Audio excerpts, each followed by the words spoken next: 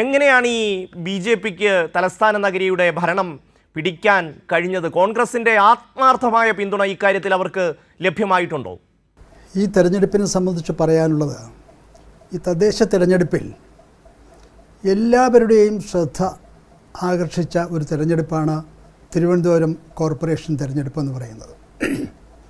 ആ തെരഞ്ഞെടുപ്പിലാണ് ചരിത്രത്തിലാദ്യമായി ബി.ജെ.പിക്ക് വലിയ ഒരു മുൻകൈ നേടാൻ സാധിച്ചു എന്നതാണ്. വാസ്തവത്തിൽ 101 സ്ഥാനങ്ങളുള്ള കോർപ്പറേഷൻ, ഇപ്പോൾ 100 ഇലക്ഷൻ നടന്നിട്ടുള്ളൂ. അതിൽ 50 സ്ഥാനങ്ങളിലാണ് ബി.ജെ.പി ജയിച്ചത്. ആർക്കും തന്നെ വ്യക്തമായ ഭൂരിപക്ഷം നഗരസഭയിൽ നേടാൻ സാധിച്ചിട്ടില്ല.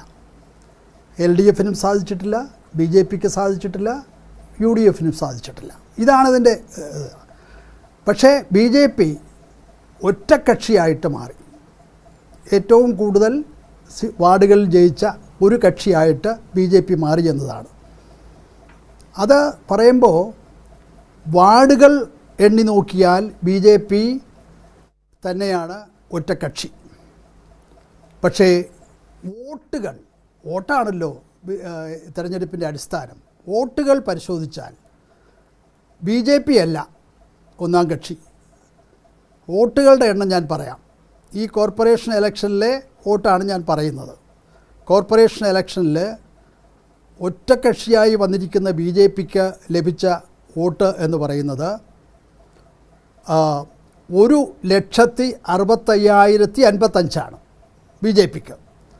എന്നാൽ പിന്നോട്ട് പോയ LDFന് ലഭിച്ചത് 1,67,801.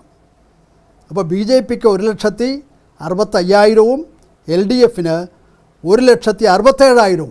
വോട്ടിൻ്റെ കാര്യത്തിൽ ഒന്നാം സ്ഥാനത്ത് ഇപ്പോഴും LDF തന്നെയാണ് എന്ന് ആർക്കും പറയാം. വസ്തുതാപരമായ കാര്യമാണ് ഞാൻ പറയുന്നത്, അല്ലാതെ ഒരു ഗിമിക്സ് അല്ല. വസ്തുതകൾ വെച്ചുകൊണ്ട് ആണ് ഈ വിലയിരുത്തൽ.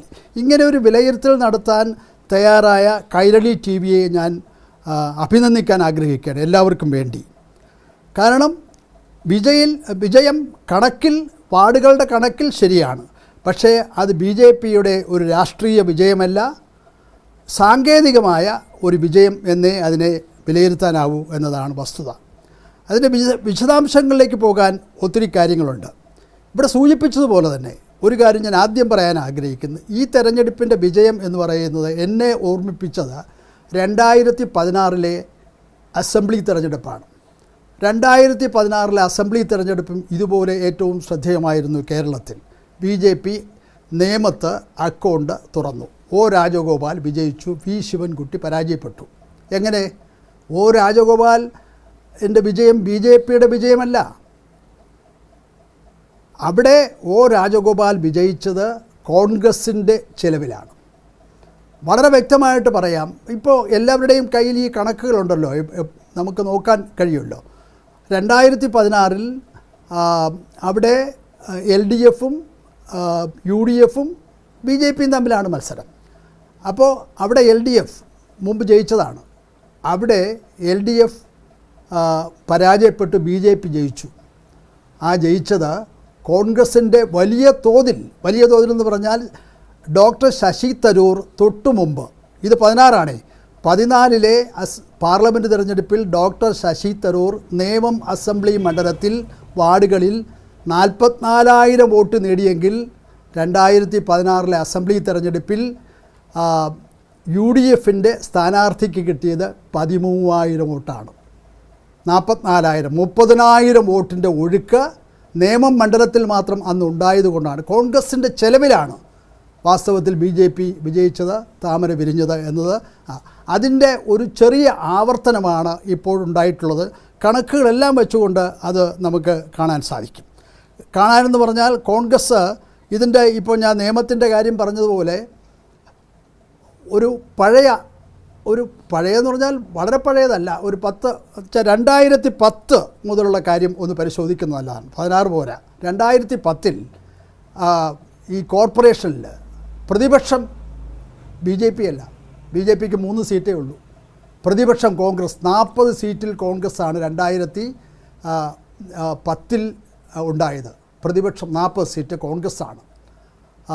2015 ആയപ്പോൾ ആ 40 കോൺഗ്രസിൻ്റെ 40 സീറ്റ് 20 സീറ്റായി ചുരുങ്ങി 2015. 2020 ആയപ്പോൾ 20-10 അതാണ് ഇപ്പോഴത്തെ ഇതിൻ്റെ അടിസ്ഥാനം. ഇത് പരിശോധിച്ചാൽ അപ്പോൾ ഈ 40 സീറ്റുണ്ടായിരുന്ന പ്രതിപക്ഷത്തിൻ്റെ ആ സ്പേസിലേക്ക് പെട്ടെന്ന് തന്നെ അടുത്ത തെരഞ്ഞെടുപ്പിൽ തന്നെ BJP ഉയർന്നു വന്നു. ഒരു 35 സീറ്റിലേക്ക് വിജയിച്ചു. ആദ്യം വീണ്ടും 35 സീറ്റ് അവർ നിലനിർത്തി.